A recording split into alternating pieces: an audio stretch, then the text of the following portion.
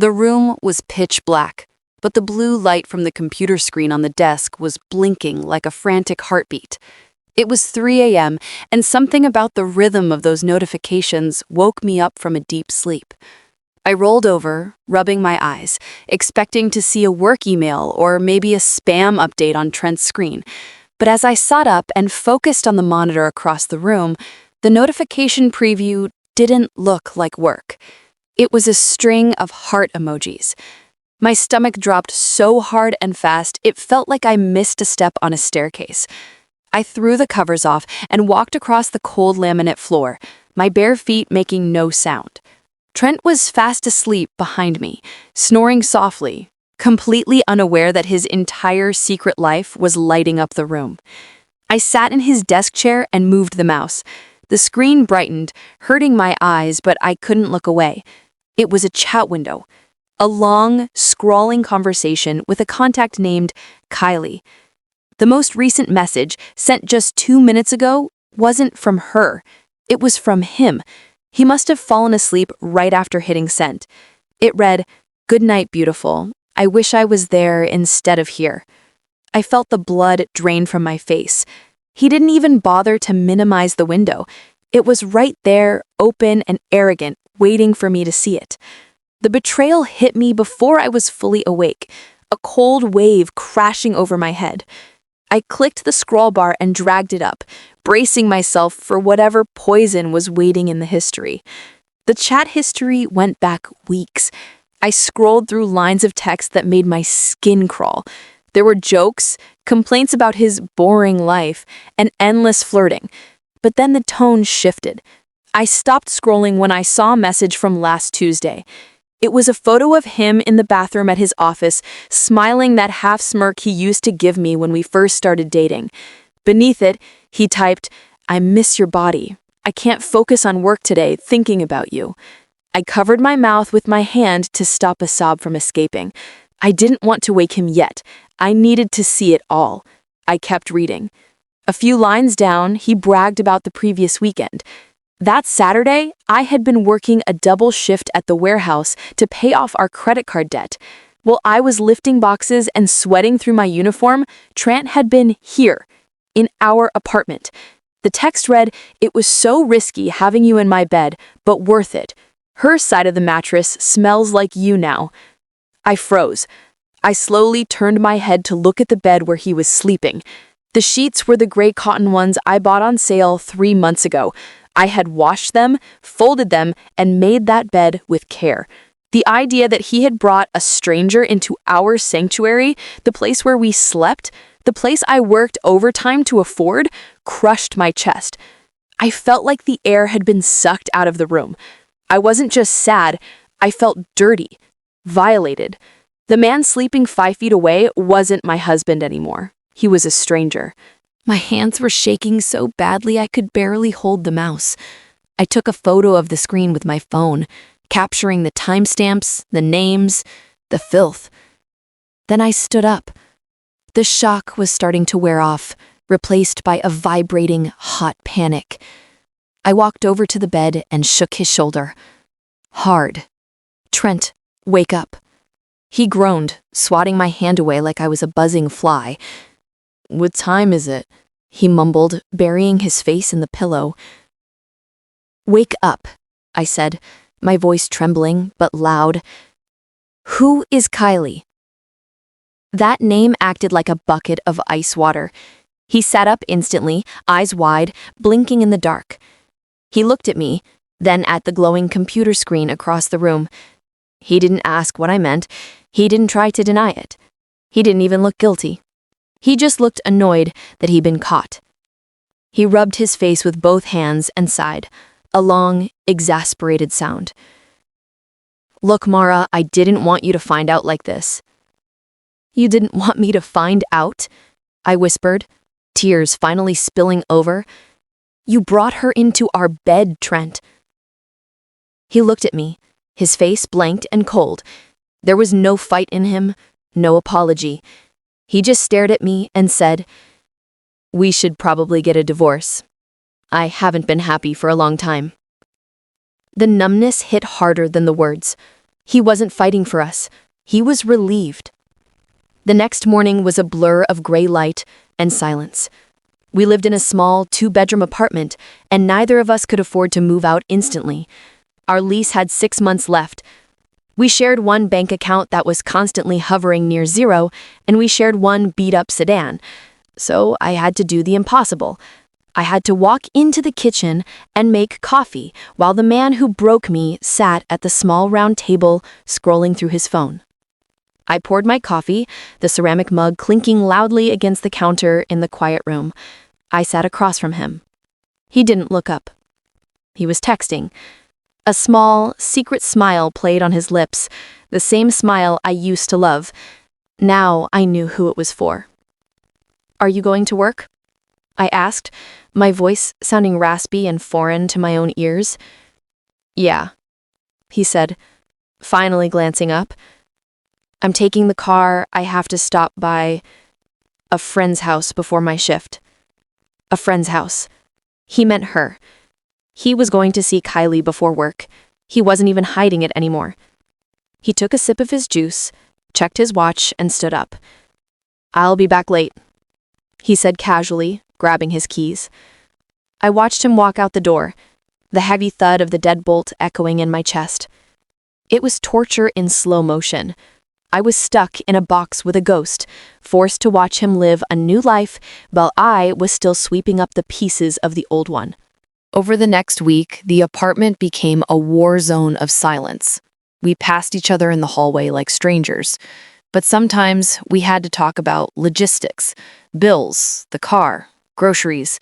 In those brief, agonizing moments, he let details slip. It was like he wanted to hurt me.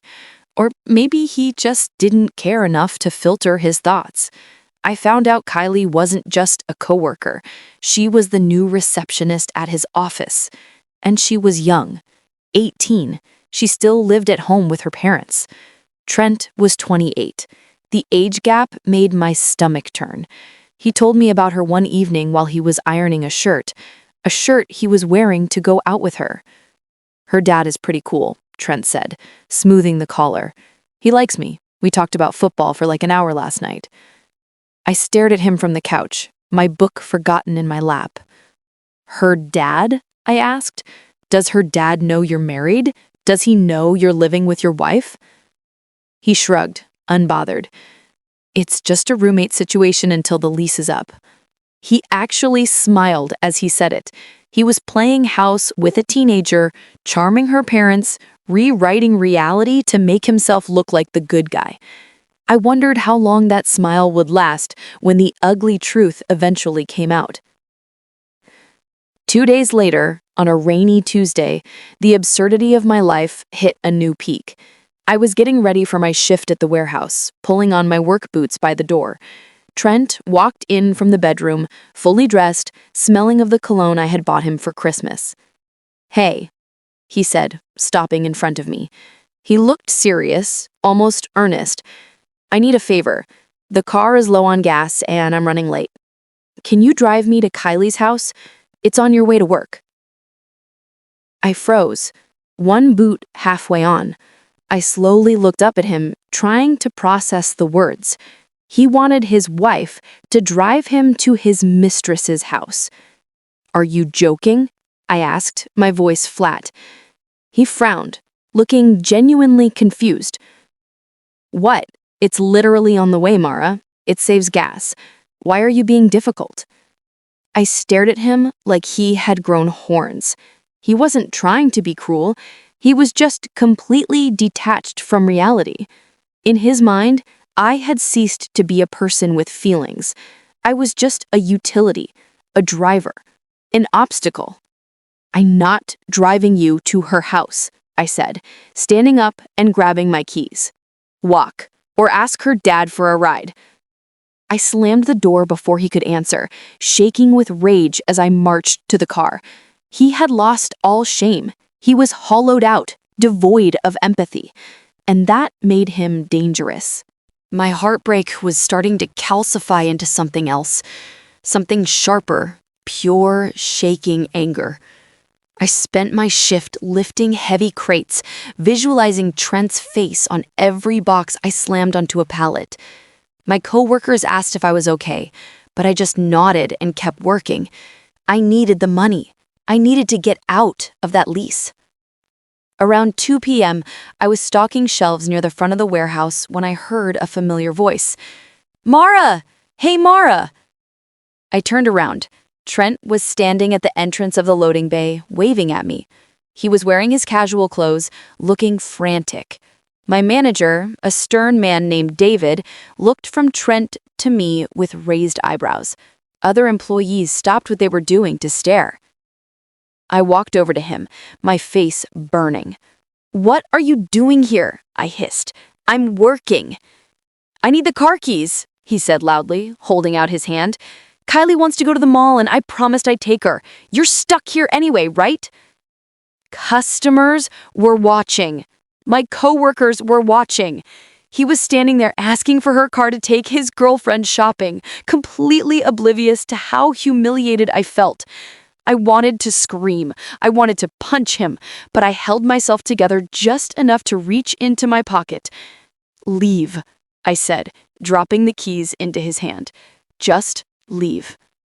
He grinned, closed his fist around the keys, and turned around without a thank you. He walked away, whistling.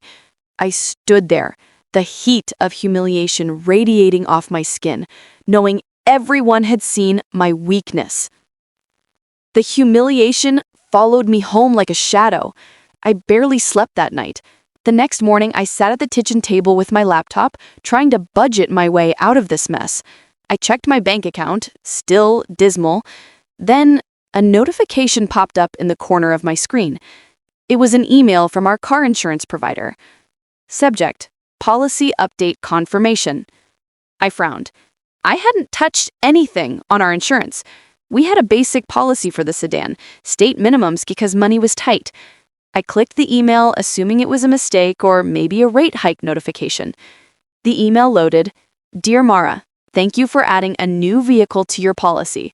Your updated premium documents are attached." My heart immediately started pounding against my ribs. A new vehicle? We couldn't afford new tires for the sedan, let alone a second car. My hands felt cold as I clicked the link to log into the portal. The little spinning wheel on the screen felt like it was mocking me.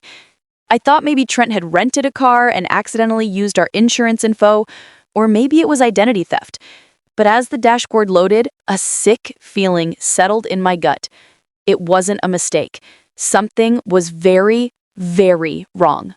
I stared at the screen. There, listed right under our 10-year-old sedan, was a brand new vehicle. A sports coupe. Shiny red paint in the stock photo. 2024 model. I clicked on the details. The policy premium had nearly tripled. I scrolled down to the driver list. Trent was listed as the primary driver for the new car. My hands shook as I grabbed my phone and dialed his number. He answered on the third ring, sounding loud and cheerful, wind rushing in the background like he was driving with the windows down. "Hello? Trent?" I said, my voice tight. "Why is there a brand new sports car on our insurance policy?" He sighed, the cheerfulness vanishing instantly. "Oh my God, Mara, are you checking up on me now? I needed a car. You're always using the sedan for work, and it's a hassle sharing." "We can't afford this," I yelled. "How did you even get approved for a loan? You have bad credit, Trent. And why is it on my insurance?" "Relax," he snapped. "I tried to talk to you about it yesterday, but you ignored me at your job." "I put it on our insurance because we get the multi-car discount. It's smart." He was twisting it, making me the problem, making me the nag. "Who co-signed?" I asked. "You didn't get a loan for a $30,000 car on your own." There was a pause. "It doesn't matter," he muttered. "It matters to me," I shouted. "Who co-signed, Trent?" He mumbled something I couldn't hear over the wind. "Who?" "Kylie, okay? Kylie co-signed." I sat back in my chair. the phone slipping slightly in my grip. I didn't know whether to laugh or rage. An 18-year-old girl, a teenager who lived with her parents. She had co-signed a massive loan for a married man she had known for barely 2 months. "She has good credit," Trent said defensively. "Her parents helped her build it. It's not a big deal. I'm making the payments."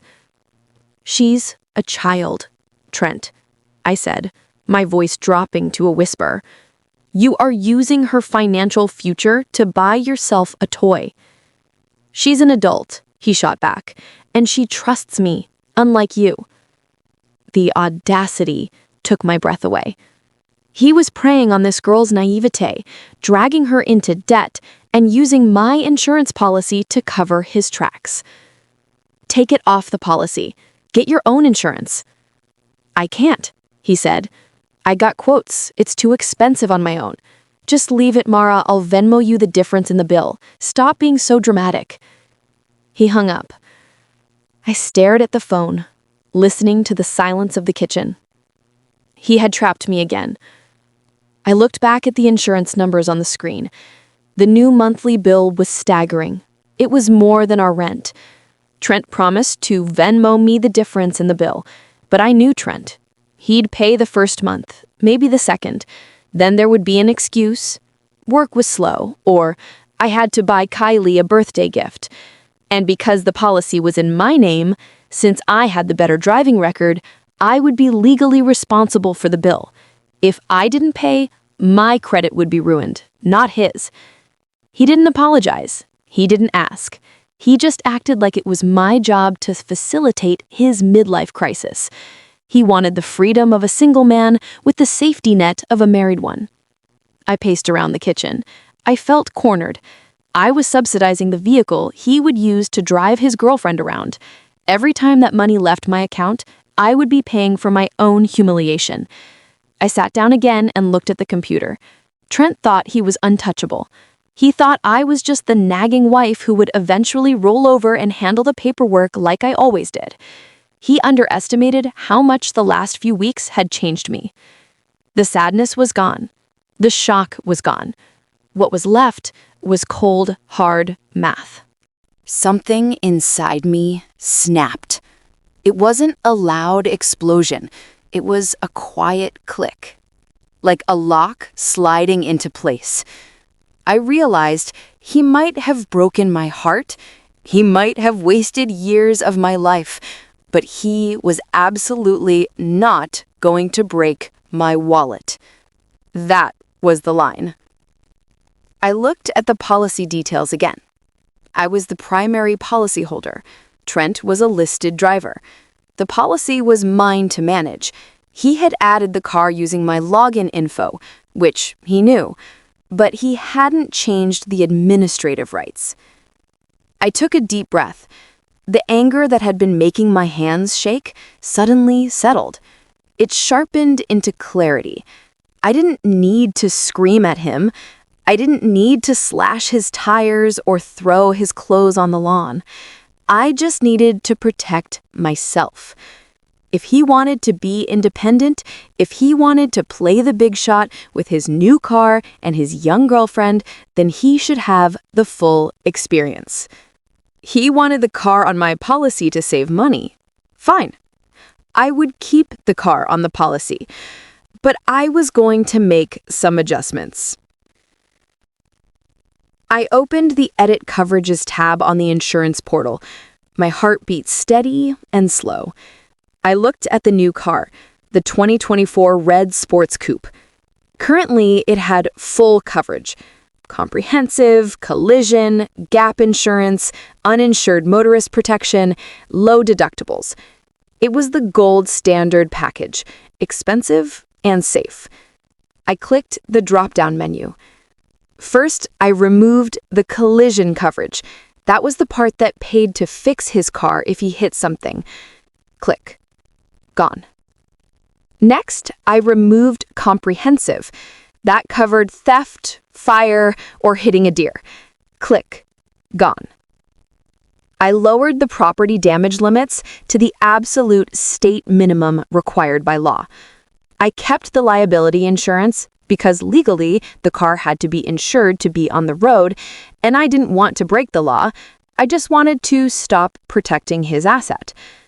When I was done, the policy covered almost nothing regarding damage to the vehicle itself. If he wrecked it, the insurance company wouldn't pay a dime to fix it. I saved the changes. The new premium appeared on the screen. It was beautifully low. In fact, adding his car as a liability-only vehicle actually triggered a multi-car discount that made my overall bill cheaper than it was before he bought it. I sat back and exhaled. I didn't tell him. I didn't send a text. I didn't leave a note. The insurance system sent a confirmation email, but it only went to the registered email address. Mine. Trent never checked the insurance portal. He just assumed that because he had the insurance card in his glove box, which was technically still valid for liability, that he was fully protected. That evening, he came home whistling. He twirled the new key fob on his finger. "Car runs like a dream," he said, grabbing a soda from the fridge. He didn't even look at me. He was walking on air, totally intoxicated by his new car and his new life. I sat on the couch watching TV. "That's nice," I said quietly. He paused, maybe sensing that I was too calm, but his ego was too big to see the trap. He just shrugged and walked into the bedroom to change. He walked around proudly with his shiny new car, thinking life was perfect, thinking he had won. I said nothing. I waited. 5 days passed. 5 days of him driving that red car everywhere. He took Kylie to the movies. He drove to work. He even posted pictures of it on Instagram with the caption, "New wheels, new me." I went to work, kept my head down, and checked my email every morning to make sure the policy changes had been processed. They had. The paperwork was finalized. On the 5th day, I was in the break room eating a sandwich when my phone started buzzing. It was Trent. I ignored it. I didn't want to talk to him about bills or laundry. Then it buzzed again and again. A text came through. "Answer the phone." Another text. "Emergency." My pulse quickened. I wiped my mouth with a napkin and picked up the phone. I picked up out of fear that someone was hurt. Maybe he had hurt someone else with the car. I answered. "What?" "Trent." His voice was high-pitched, breathless. He was hyperventilating. "Trent, calm down. What is it?"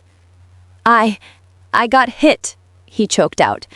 "I got hit. The car is wrecked." I stood up, walking to the corner of the break room for privacy. "Are you okay? Are you hurt?" "No, I'm fine. My neck hurts a little, but I'm okay." "But the car, the car is gone. The whole front end is crushed." He sounded like a child who had lost his favorite toy. His voice cracked on the word crushed. "What happened?" I asked, keeping my voice steady. "Some guy ran a red light," he yelled, panic rising again. "He clipped the front, spun me into a guardrail. The airbags went off. It's a mess." "Did you get his insurance info?" There was a pause, a terrible, heavy silence on the line. "That's the thing," he whispered. "He doesn't have insurance. The cup is here now. The guy's uninsured. He's broke. He was driving a beater." My phone vibrated against my ear as a series of photos came through. I pulled the phone away to look. The red sports car was unrecognizable. The hood was crumpled like a piece of paper. The front bumper was hanging off. The windshield was shattered. White airbags dangled from the dashboard like deflated balloons. It was a total loss. There was no fixing that. I put the phone back to my ear. Trent was still rambling. He said the tow truck is coming. He's sniffing. "It's okay, though. We have uninsured motorist coverage, right? And collision. The insurance will cut a check for the value and I can pay off the loan, right, Mara? He sounded so desperate for reassurance. He needed me to tell him that I had taken care of it, that I was the safety net he had been jumping on for years.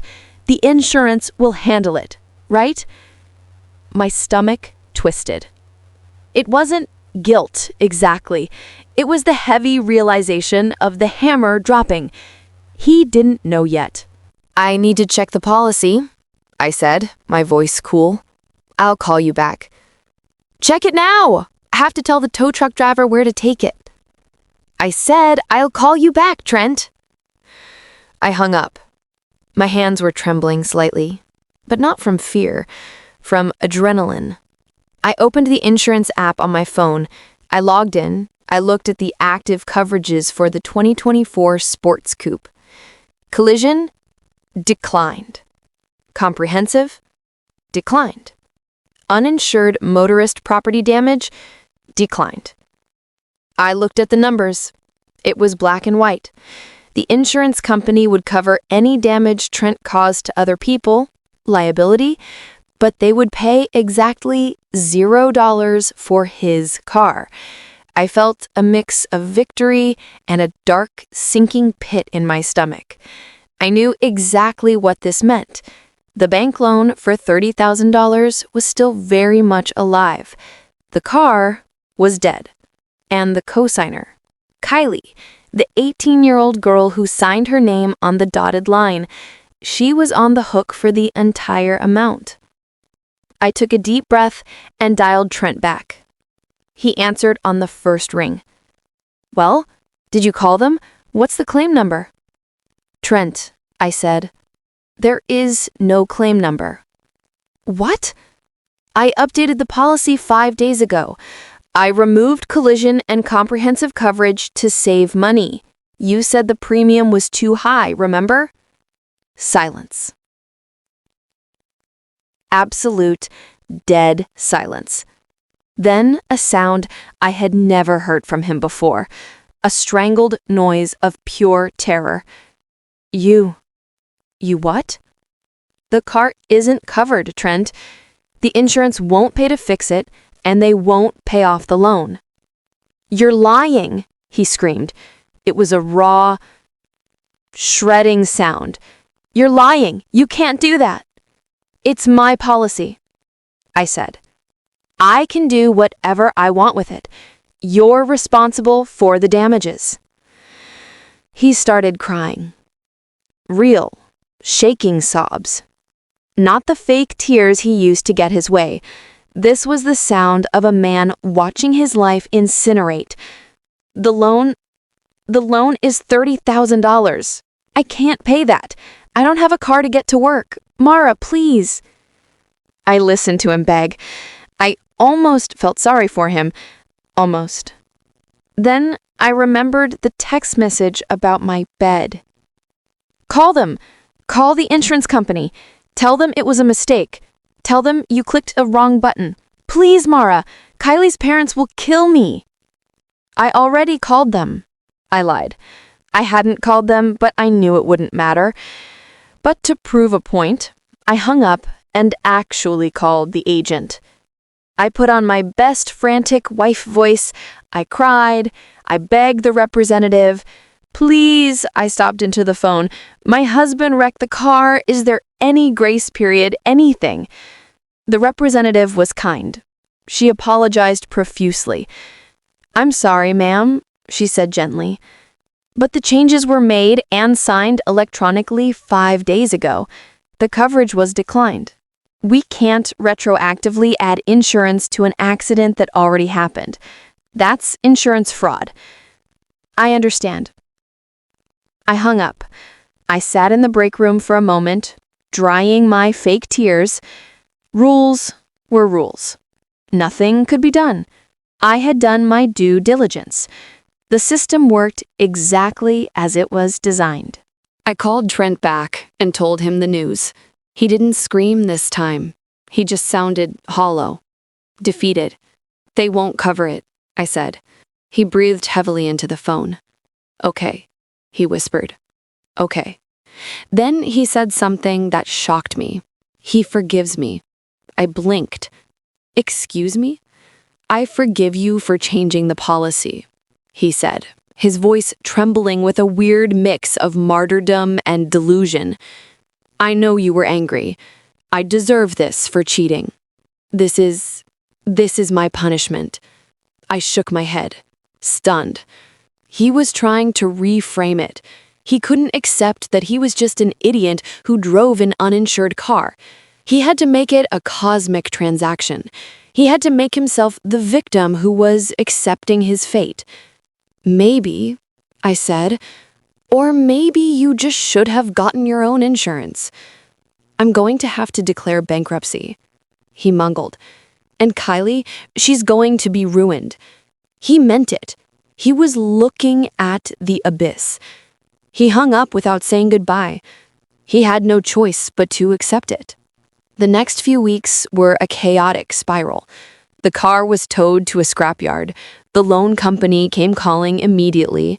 Trent tried to hide it from Kylie's parents, but when the payment demands started hitting Kylie's credit report, the truth exploded. I wasn't there for the explosion, but I heard about it. Kylie's father apparently threw Trent out of their house. The cool dad who liked football didn't like a 28-year-old man destroying his teenage daughter's financial future. I filed for divorce. I moved out of the apartment, leaving him with the lease he couldn't afford. I took my name off the joint account, what little money was left, and blocked him on everything except email for the divorce lawyer. More lies followed from him. He tried to tell our friends I had sabotaged him maliciously. But when people asked, why was the car on her insurance? He had no good answer. We finalized the divorce 3 months later. He signed the papers looking 10 years older. He had no car, terrible credit, and he was living on a friend's couch. He ran off into another relationship almost immediately, some new girl he met at a bar. He needed a new host. His problems were no longer mine. For once, walking out of that courthouse, I felt light. I felt free. She thanked me and blocked him that same day. I put my phone down and looked around my living room. I had rebuilt my life from scratch. It wasn't a mansion, but it was mine. I had a small house with a garden. I had a job that respected me. Most importantly, I had found a man named Alex. He was kind. He was steady. When his car broke down, he fixed it himself. When we went to bed, he put his phone on the nightstand, face up. There were no secrets, no hidden chats, no 18-year-old mistresses co-signing loans. It was a calm life, a peaceful home, a steady heart. I realized that the drama Trent brought wasn't excitement, it was exhaustion. Peace was the real luxury. Sometimes, when I'm driving to work and I see a red sports car, I look back and still can't believe how perfectly Karma landed. I didn't slash his tires. I didn't get him fired. I just removed my protection. I stepped back and let him face the consequences of his own choices. My revenge was small. Just a few clicks on a website. But the universe handled the rest. The uninsured driver, the red light, the timing, that was all out of my hands. Trent lost the car he cheated for. He lost the girl he used. He lost his credit and his reputation. And me? I gained a life without him. And that was the best payout I could have ever asked for.